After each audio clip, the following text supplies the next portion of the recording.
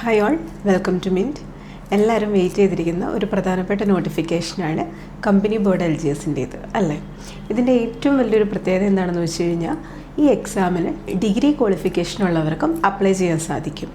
സാധാരണ degree qualification ഉള്ളവർക്കൊന്നും ഒരു LGS എക്സാമിനും എന്ത് ചെയ്യാൻ സാധിക്കാറില്ല, അപ്ലൈ ചെയ്യാൻ സാധിക്കാറില്ല. പക്ഷേ ഈ എക്സാമിന് ഡിഗ്രി ക്വാളിഫിക്കേഷൻ ഉള്ള ആളുകൾക്കും അപ്ലൈ ചെയ്യാൻ സാധിക്കും. അപ്പോൾ ഇതിൻ്റെ എക്സാം കഴിഞ്ഞ പ്രാവശ്യം നടന്നത്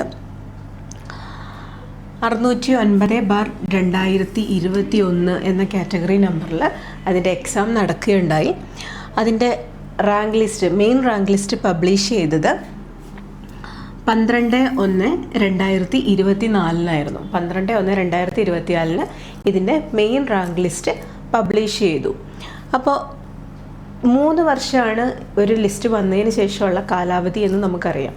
3 വർഷം കഴിഞ്ഞ് കഴിഞ്ഞാൽ പുതിയൊരു ലിസ്റ്റ് വേണ്ടിവരും. അപ്പോൾ 2027 ആകുമ്പോഴത്തേക്കും എന്താണ്, പുതിയൊരു ലിസ്റ്റ് വേണ്ടിവരും. അപ്പോൾ ഇപ്പോഴേ തന്നെ അതിൻ്റെ എക്സാമൊക്കെ നടത്തി അതിൻ്റെ പ്രൊസീജിയറൊക്കെ നടന്നാൽ തന്നെയാണ് നമുക്ക് എന്ത് ചെയ്യുള്ളൂ, ഒരു പുതിയ റാങ്ക് ലിസ്റ്റ് വരികയുള്ളൂ.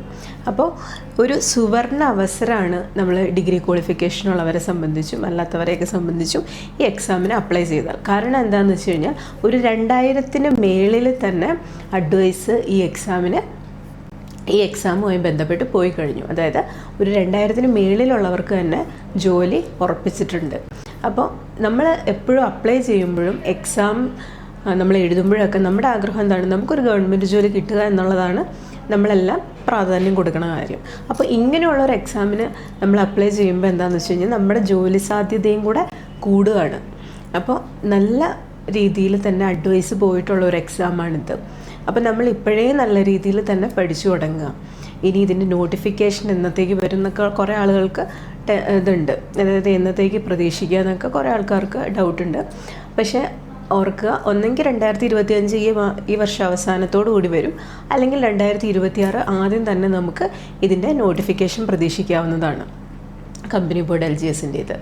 അതുകൂടാതെ നമ്മൾ നോട്ടിഫിക്കേഷൻ എന്ന് വരും എന്ന് നമ്മൾ സംശയിച്ചിരിക്കാതെ നമ്മൾ ഇപ്പോഴേ പ്രോപ്പറായിട്ട് ചിട്ടയായിട്ട് പഠിച്ചു തുടങ്ങുക.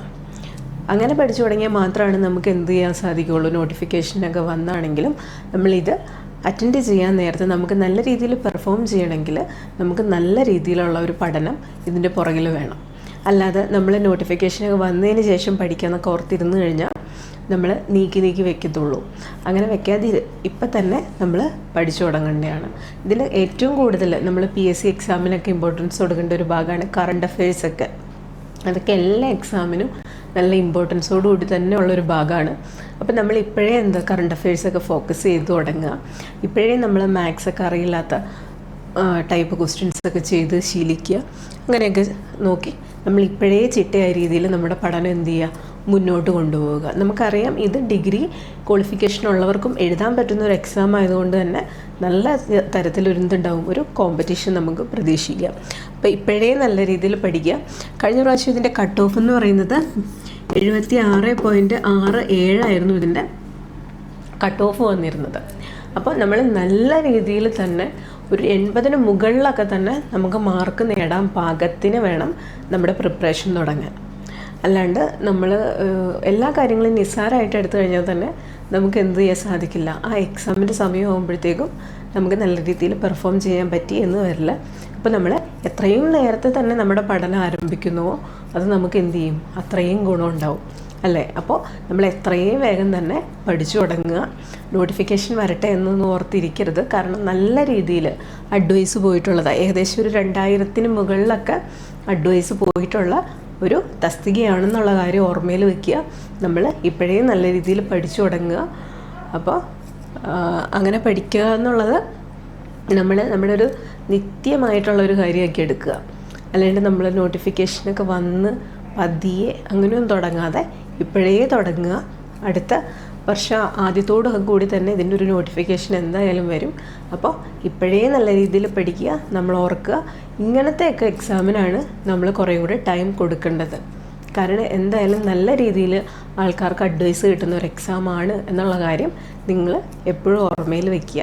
നല്ല രീതിയിൽ പഠിച്ചു തുടങ്ങുക. അങ്ങനെയാണെങ്കിൽ തന്നെ നമുക്ക് നല്ല രീതിയിൽ മാർക്ക് സ്കോർ ചെയ്യാനും റാങ്ക് ലിസ്റ്റിൽ ഇതുപോലെ എത്താനും സാധിക്കും. അപ്പോൾ ഇപ്പോഴേ പഠനം ആരംഭിച്ചുകൊള്ളുക. മറ്റൊരു വീഡിയോയുമായി വീണ്ടും കാണാം. ബൈ.